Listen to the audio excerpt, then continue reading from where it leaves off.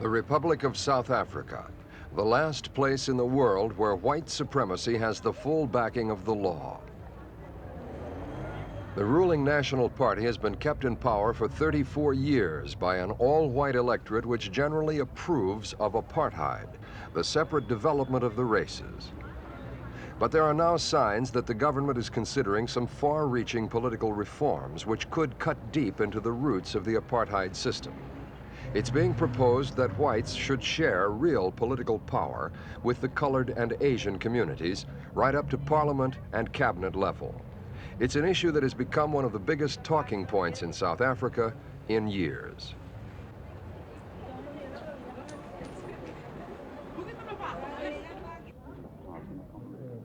The plans for change have the full backing of the Prime Minister, P.W. Botha.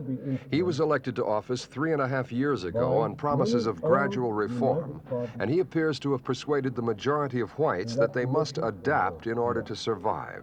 Now, Botha's own survival as a politician could depend on whether his blueprint for change is accepted.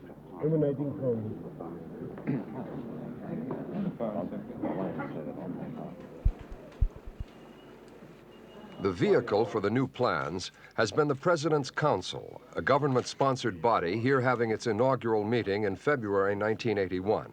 It didn't get off to the best of starts because the white opposition parties, as well as the major non-white groups, refused to have anything to do with it. The reason? No blacks at all were included among the Council's 60 nominees.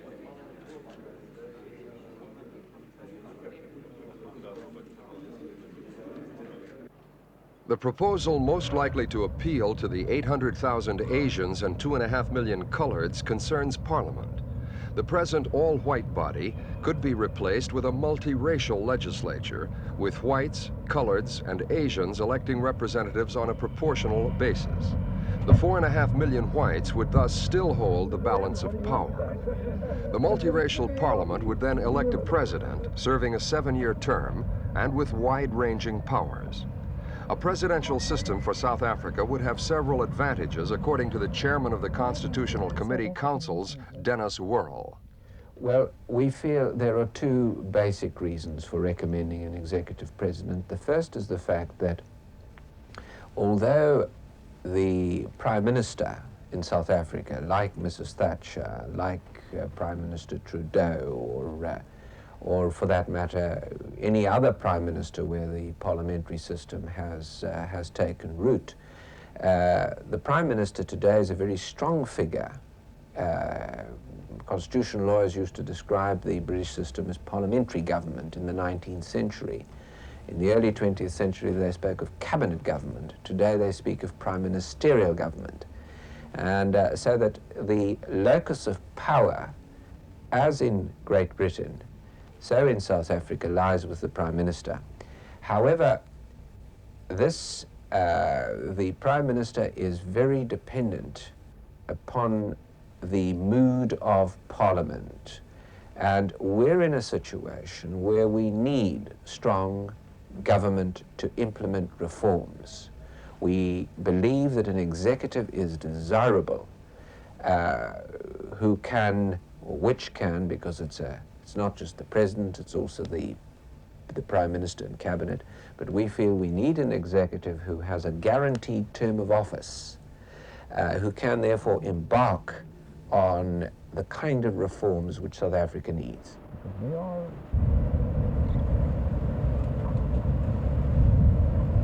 Perhaps a strong president, then, to take South Africa through coming years of political change. That's another of the major recommendations coming from the President's Council, and there is little doubt that the Council was guided towards its conclusions by Prime Minister Botha and other members of the National Party leadership. That's what makes the report so important. The Council examines power sharing at various levels. The coloreds and Indians would be given a voice in a restructured local government and also in provincial government. Certain of their elected members of Parliament could be nominated by the President to the Cabinet, and the prospect of ministerial power is perhaps the biggest incentive being offered to the non-whites who are cooperating with the Council's work. And evaluating this evidence. The committee also heard evidence from certain witnesses. Some critics say the Council report is often unclear and at times contradictory, but these 3 slim volumes were printed with full government approval. They hold plans and ideas which could see an end to white supremacy. And they have forced South Africans to consider power sharing in the future as a distinct possibility.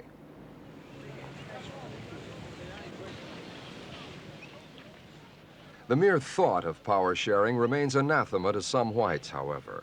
The best known is Andries Troijnicht, a former government minister and leader of the National Party's right wing.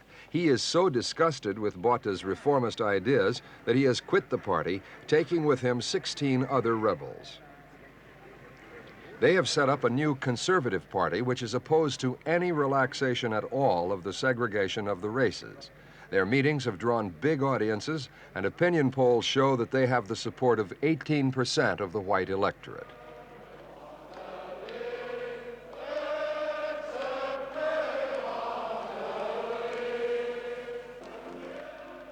Troijnicht clearly represents a serious political threat to the Botha leadership, and he could force it to proceed more cautiously with its reform plans. With Botha's party losing support to the right, it could still increase its power base if it can win support for its reform proposals among the non-whites, for example, the large Asian community, mostly of Indian descent. The Asians have never had any form of vote, unlike the mixed-race coloreds, who had limited voting rights until 1951. Now, Indians and coloreds are being offered equal status and real reforms, as Colored Council member the Reverend April insists. No, I consider them as real changes. As I said, it will be the first time in the history of South Africa that you'll have a representation, direct representation, at all tiers of government. First, second, and third tier. There are so many other changes that have taken place in our country, real changes. If I may mention a few. Take your Job Reservations Act that has been abolished. Take the change in the sport policy. Take the difference, the changes that have taken place in the educational field. What do these changes mean in the quality of life for the colored people? Oh, it means a lot to us. You can do any job. If you are qualified for the job, you may do it now. You can be trained for any job. We need in this country more than 100,000 skilled people. We just haven't got them. Teachers, for example, are being paid the very same salary. There are no disparities in that field. Your sportsmen have a chance to compete with anyone, everywhere. You can join any club in South Africa. Lots of changes have taken place, and it has been to the good of the people involved, and it has improved the quality of our lives. Now, due to the special training that people are getting, they will be more employable. And if they are more employable, they can occupy better employment. And this will bring about a higher income. And a higher income spells out a better quality of life. So the Reverend April is optimistic about the reforms discussed. But what about the blacks? Don't the coloreds have some responsibility to them? Not according to Reverend April. He says the blacks already have a better deal. You talk about solidarity. Now, our kids stay away from school to show our solidarity, to prove our solidarity, whilst the kids are aware to go to school. We throw our education in the winds, while the blacks go to their universities 2 years running. Their student tally has gone up. Our student tally has gone down. You get the black leaders in the quiet joining up with a world educational society and leaving us out. Solidarity. Well, what kind of solidarity do you think is possible between the coloured and the black communities? Well, the solidarity that I think of is the one where we stand together to eradicate the backlog and to uplift the poor and the impoverished. This we can see to together. And once we are on the same basis, once we are equal to one another, then only can we work towards one another. But then, you must bear this in mind as well, that the Zulus, for example, mustn't think that they are the Herrenvolk and look down upon the others. We must then work as equals and not as the one being the master and the other the subordinates. The colors can be so easily used as cannon fodder in a revolution, and we are not for that. This is Buthelezi, chief of the Zulus that April accuses of wanting to be the master race in South Africa. Buthelezi is no friend of the President's Council members either. He has bluntly denounced the Council as a forum for racism and racial hatred. He condemns the Indians and coloreds who have worked on the Council, saying they are only helping to defend the whites against legitimate black demands.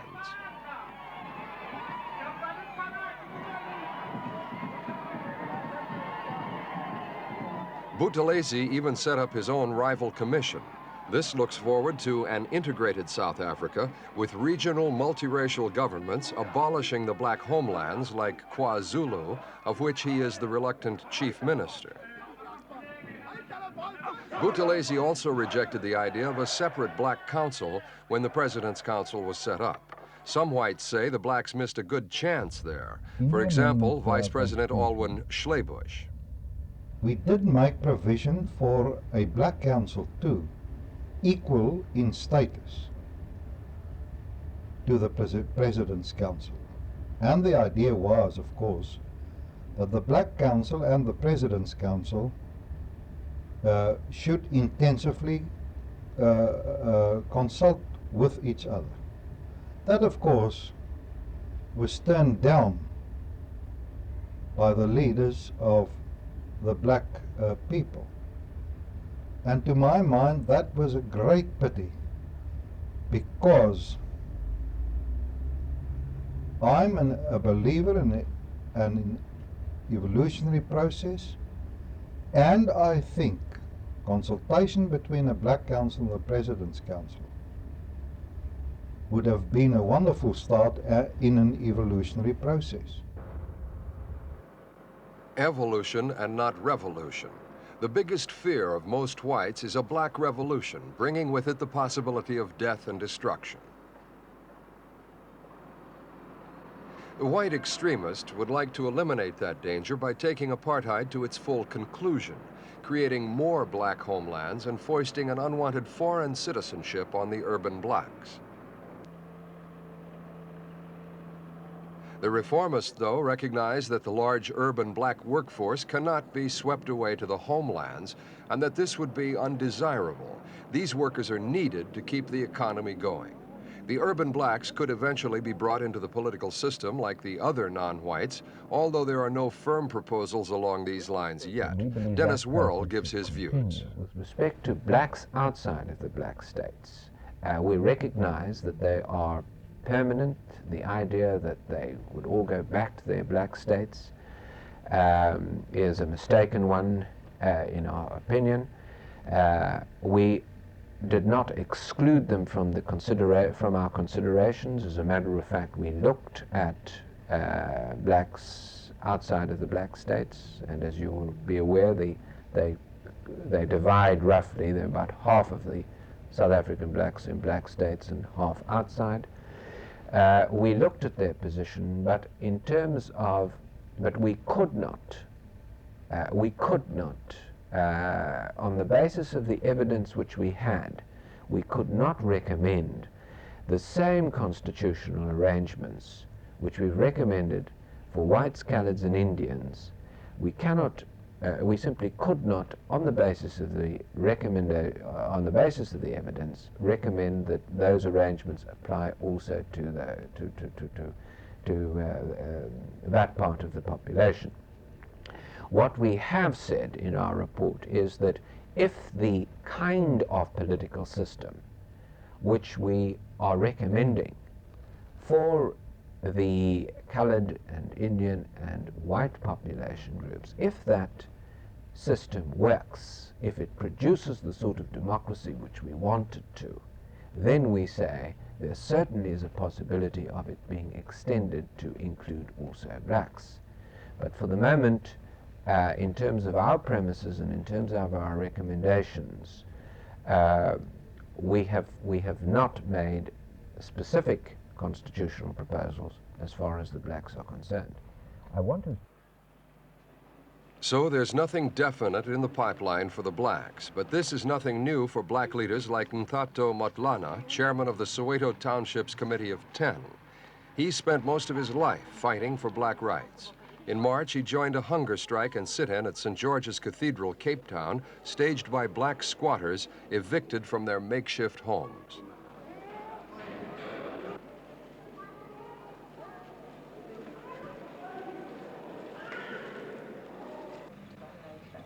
Dr. Motlana rejected the president's counsel, too. He is deeply distrustful of the whole project, which he sees as just another attempt to destroy the hard-won unity between the various non-white groups. I think one of the aims of the National Party is to set black against black. There is no doubt at all in my mind that if blacks see their fellow blacks of Asian and colored origin join the white lager, ganging up against them, and it doesn't matter what people like Lofty Adams or Dennis Worrell say about this, it can only be interpreted by blacks as ganging up against them. But when those who are primarily immigrants in this country grab everything and say to the black Aborigines, you simply don't belong, that it must poison irreparably the good relations that we have so far enjoyed among coloreds, blacks, and Indians. And I sincerely hope that the coloreds and Indians will not desert us this moment when we need them, because they will need us one day when they see that what the President Council is all about is the preservation of white power and privilege, and not the extension of power to anybody else. What kind of solidarity exists between the coloureds and the black people now? Over the years, this has been a very funny problem. At the leadership level, there's always been very good solidarity, very good relationship between the Indians and Africans. We have found the colored people over the years a little more difficult, because the smarts policy of the last 4 decades before the victory of the Nets has encouraged the colored into thinking that they are brown Afrikaners, an appendage of the whites, as they were once called, and were always given a few more privileges that the blacks did not enjoy. And for that reason, it was much easier for them to cooperate, to collaborate with the whites than with the blacks. But over the last 30 years, the coloreds have come to see their future salvation and security as being with the blacks. And we saw this in the Children's Revolt of 1976-77, in the school boycott of 1980 rather, when there was tremendous cooperation among coloreds, Indians, and black pupils. Do you think that the Colored leader Alan Bursack agrees. We already have that solidarity. Everybody who knows anything about what had happened in 1976 in Soweto, when the black children of Soweto rose up against the system, and then how they were joined by so-called colored and Indian children later in 1976 in August and in September, and how in 1980 so-called colored children began that movement here, and how they were later joined by African children in Cape Town and in Port Elizabeth and all over the country, will know what that means. We have shed blood together. And so the solidarity that we are talking about, which we call black solidarity, is not simply an emotional or political slogan.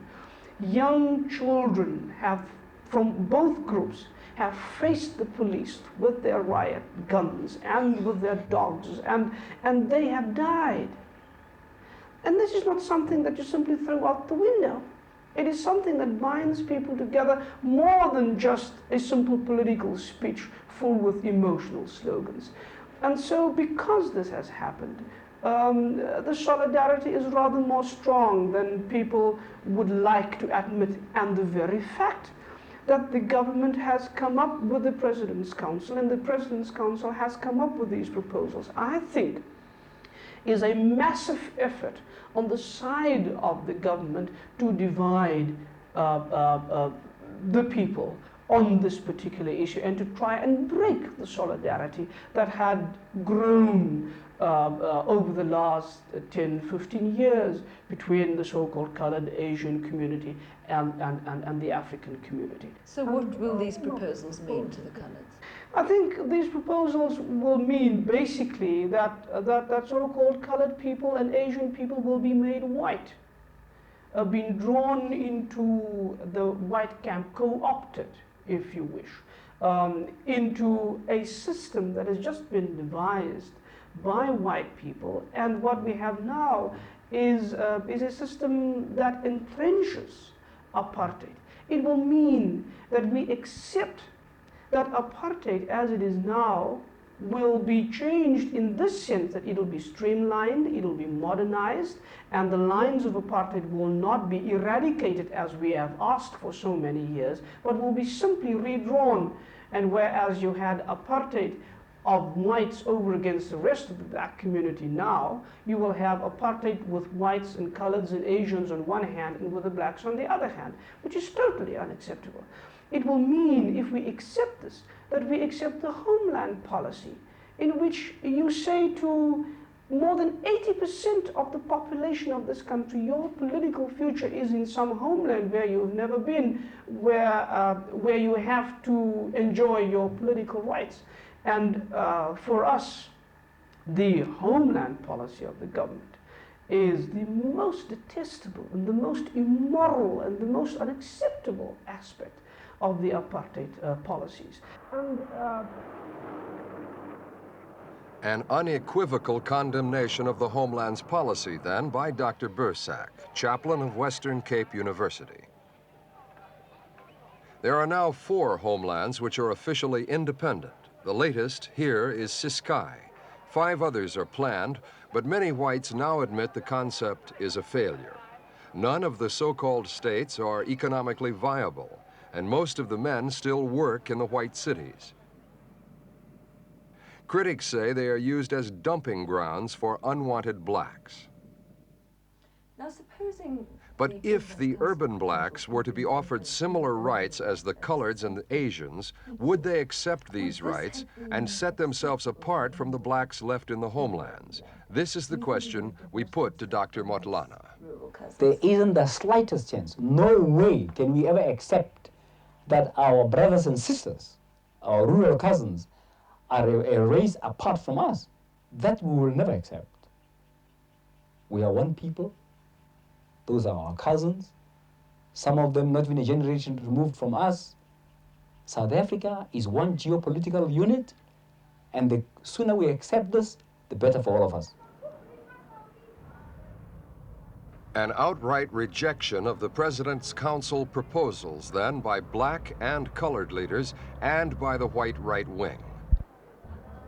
But Prime Minister Botha, with his political future at stake, is expected to push ahead with the proposals. He will submit them for approval to his own national party and then possibly to a referendum. One way or the other, a lot more will be heard about this reform plan, which could just lead to the first crack in the facade of apartheid since the National Party came to power 34 years ago.